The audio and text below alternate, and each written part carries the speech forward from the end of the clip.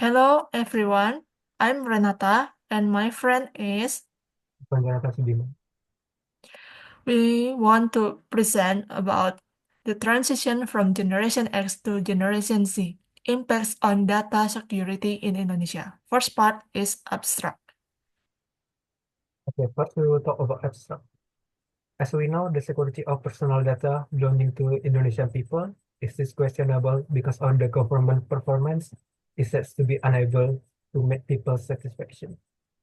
As technology become more advanced, of course, cybercrime will become more complex.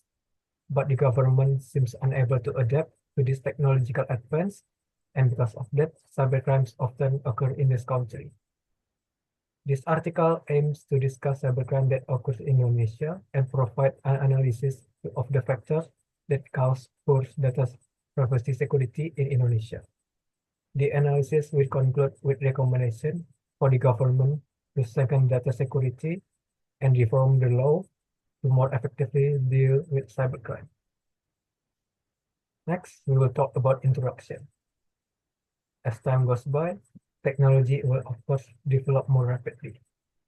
Today's society depends on the internet, and easily the internet is used for work, looking for information, studying, and so on. However, the use of technology must be maintained so that criminal acts do not occur. These criminal acts are called cybercrime. Basically, cybercrime is a criminal act against a computer network using computer resource. One of cybercrime is One type of cybercrime is data breach. In Indonesia, there have been several crimes related to data breach. One of the most famous cases is case of hacker Bjorkau succeeded to breaking into BPJS, IndiHome, Kominfo, KPU data, presidential letter, and government personal data. Our goal is to provide a solution to prevent data leaks in Indonesia through a literature review to compare several cases so that similar incidents do not happen again in the future. Our research which use systematic literature review method. Next, we will talk about real-time networks. First, we will talk about generation. Generations are divided into several groups. And first is baby boomers, second is Gen X, third is Gen Y, and fourth is Gen Z. And next, we will talk about types of background. We will discuss with my friend Renata. Okay, so type of cybercrimes, there are 7 types. First, illegal access. Illegal access, also known as unauthorized access, refers to an attempt by someone to forcibly infiltrate another person's computer system without the owner's permission. Second, illegal contents. Illegal contents refer to actions where an individual provides unethical information or data that violates rules, breaks the law, and can harm or disturb the comfort of others. Third, data forgery. Data forgery refers to the act of manipulating or falsifying data or other valuable assets with the intent to deceive and mislead others. Next, cyber espionage. Cyber espionage is a digital spying activity aimed at stealing important data and information from the network systems of specific targets such as companies, governments, nations, military forces, or influential individuals. After that is cyber sabotage and extortion.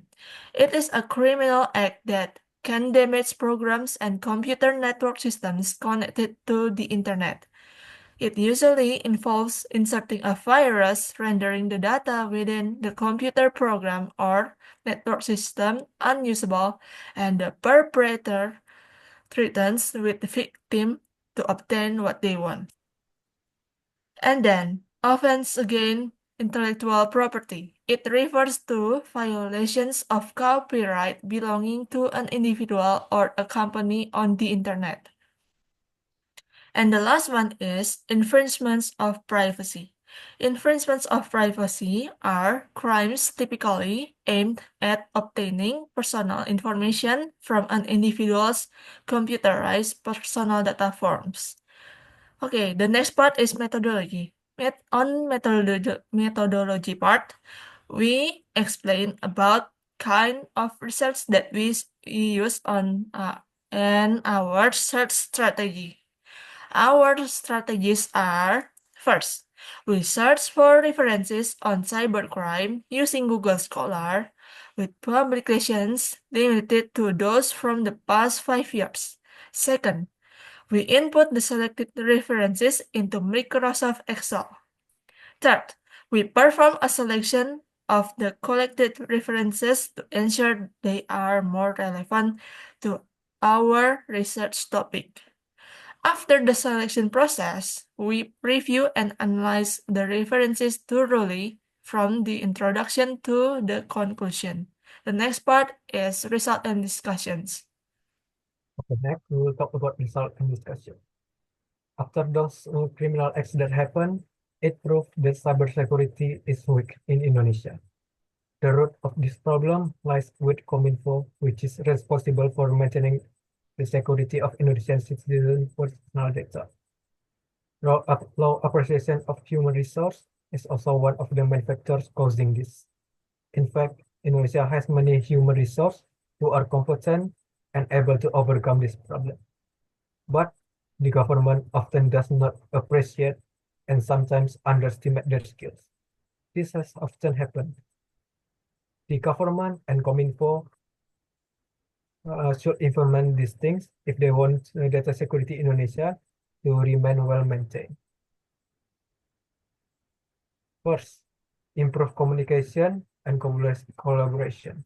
Kominfo should be able to establish better communication and solid cooperation with application developers to ensure continuous monitoring of Indonesian citizen personal data, so as to reduce the possibility of data leaks.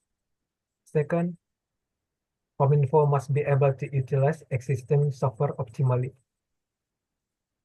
Kominfo has purchased a lot of security software, but has not utilized it properly. Kominfo must take advantage of this, such as full monitoring using security logs that can track all computer and network activity. Third, the government must choose ministers and staff who are skilled and dedicated in their fields. The government must prioritize recruiting ambitious young professionals from Gen Z who have extensive knowledge. Four, the government must establish stricter penalties for violators. Even though the law number 27 of 2022 regulate this, the penalties given are not enough to deter regulators. The current sentences of 5 years in prison and a fine of 5 billion rupiah is not comparable to the financial loss of Huawei leaks, which is could reach hundreds of billion rupiah. The existing law must be revised to make it firmer and stricter. 5. Kominfo must limit access to systems and networks that use network management system. The system operates by examining the contents of data packets and establishing rules. If the packet complies with the rules, then access is granted. If not, it is denied. Last, we will talk about conclusion. Among the various types of cybercrime that exist, Indonesia often experiences data leakage problems. Unfortunately, this problem cannot be addressed effectively, which is why we propose a solution by involving Gen Z in the communication and information workforce and providing them with several special training. We hope that our proposed solution can provide valuable learning for Gen Z. That's the presentation for our research topic. Thank you for your attention. Thank you.